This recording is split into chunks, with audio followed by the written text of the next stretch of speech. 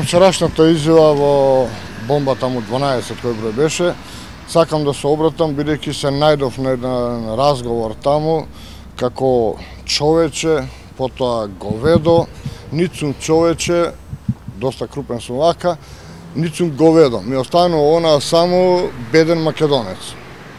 Инаку сум ранет 99-та од противпешајска потезна одскочна мина, сега преживувам и втора бомба да не биде мина. Инаку, под своја материјална и кривична одговорност тврдам дека никогаш не сум нити соработувал ни со ВМРО, ни со СДСМ, ниту пак имам работено во против достоинство, а во интерес моја лична. Толку. Како беше кога се слушнавте во разговорот? Па многу потешко него она прва бомба мина од 99-та. Иако ова не е со телесно оштетување, али поголеми душевни оштетувања и срам за мене како личност која што има сепак свое достоинство, а не е полтрон кој што треба да работи на 5 полиња, а да глуми дека е во една институција.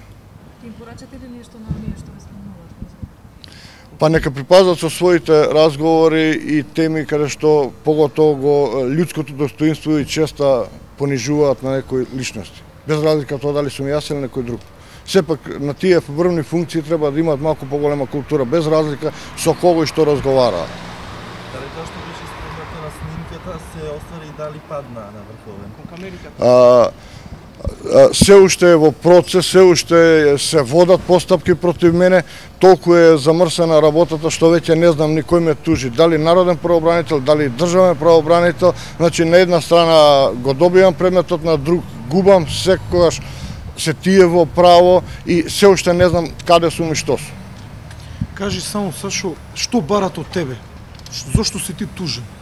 Што барајан од тебе државата? Па дел од сумата која ми имаат нормално согласно судските пресуди преку извршители наплатено, бараат дел од тоа со некоја затезна камата од тогаш да се врати, која сега излегува многу повеќе него тоа што имаме земено. Колку години изминале од кога сте ја добиле таа помош што сега треба да ја вратите? Па не знам точно, али има повеќе околу од 8 години. Тоа значи би било повеќе од двојна сумата која што треба да ја вратиш. Да. Може да те замолам само да го опишеш чинот кога беше ранет, што се случи, каде излеговте, зошто бевте таму, што се Па случи? при обезбедување на државна граница на север во реонот на Гошинце и Танушевци во пределот тука, при затварање на границата за влез на бегалската криза 99-та година кога беше нападната тогашна соседна Југославија, ние спречувавме влез на илегални минувачи. Не летавме пешки во патрола одејќи по државната граница и нагазивме на противпешајска откочна мина. Кај што бев јас повреден, уште други 4 лица дел од мојот тим. 2 илегалци и 2 војници. Каде што се здобил со преку 150 шрапнели, имаат извршено 9 хируршки интервенции, значи 9 операции, се уште во телото имам околу 100 шрапнели, така да сумата која ни е дадена и Чувството кога пукна мината, какво беше тоа, сакат новинарите да го слушнат? Па трагично крваревме горе преку 4 часа додека дојде хеликоптер на НАТО да не транспортира. Речи си во полумртви, па и мртви ни донесоа во воена болница 8 септември и таму тогаш почна процедурата за санирање на повредите, која трае и ден денес. Како за смета шрапнелите, мора хируршки да се интервенира.